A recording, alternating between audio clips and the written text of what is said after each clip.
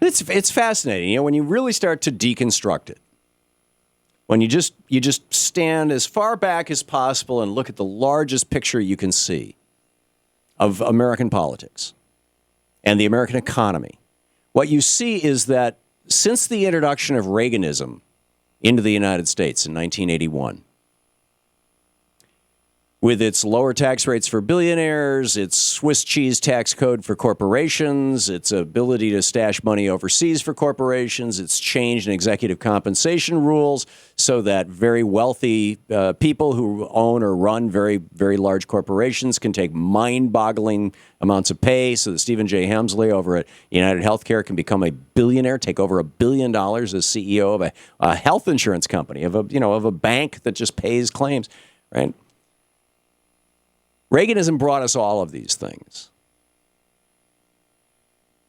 And it's just been a complete disaster. And when you stand back and you look at the big picture of the political landscape in the United States, you see that Reaganism is just the 1981 version of Hardingism in 1920, when Warren Harding became president on a platform of privatize, more business and government, less government and business, privatize and deregulate.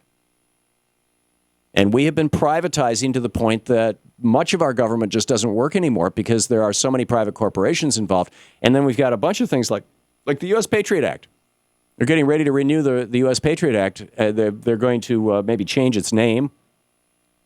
But they're definitely going to make sure that the NSA has billions of dollars to pass out. Why? Because the money gets passed out to private for-profit contractors.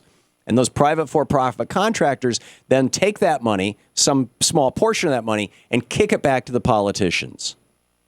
I went through the list on this a couple of days ago on this program. I think it was Monday. I was reading, and that was just Jeb Bush in Florida, where the bundlers for his brother W's 2000 campaign. They raise $100,000. Jeb Bush would give him $20 million in Florida contracts, or $20 million in pension funds to invest.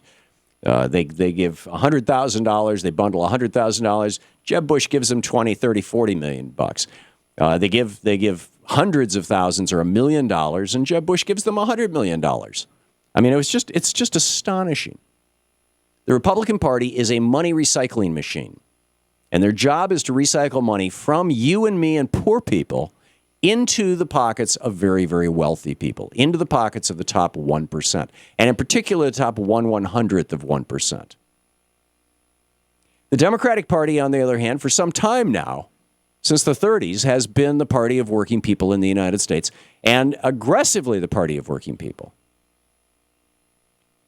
Unfortunately, the Supreme Court has with their Buckley decision in 1976, which is the first really consequential act that Lewis Powell got involved with after he wrote the Powell memo to his friend Eugene Sindor of the U.S. Chamber of Commerce, saying, we've got to take over Congress, we've got to take over the courts, we've got to build think tanks, we've got to take over American public opinion, we've got to take over the media, we've got to put our people in the schools and teach our stuff, we've got to push back against Ralph Nader and Rachel Carlson. I mean, that's what started the whole thing. He cites it in the Powell memo, where he says that, Unsafe at Any Speed by Ralph Nader and Silent Spring by Rachel Carlson, these two books have created consumer movements in the United States which are making it very difficult to conduct business in this country without harassment from government or from environmentalists. We need to take charge. And they have. They absolutely have. And so when you step back and look at that big picture, you get it that for the Republican Party and for a small portion of the Democratic Party as well.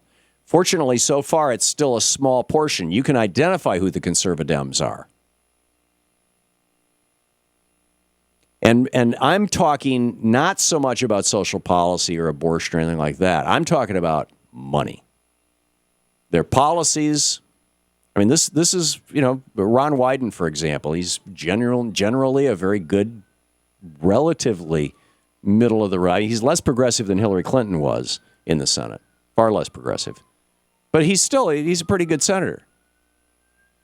Until now. I mean, now he's co-sponsoring this TPA fast track bill. Really? Oh, yeah, I managed to negotiate some transparency provisions in it. Oh, great. So we get to see how badly we're going to get screwed in the 20 minutes before the vote. Really?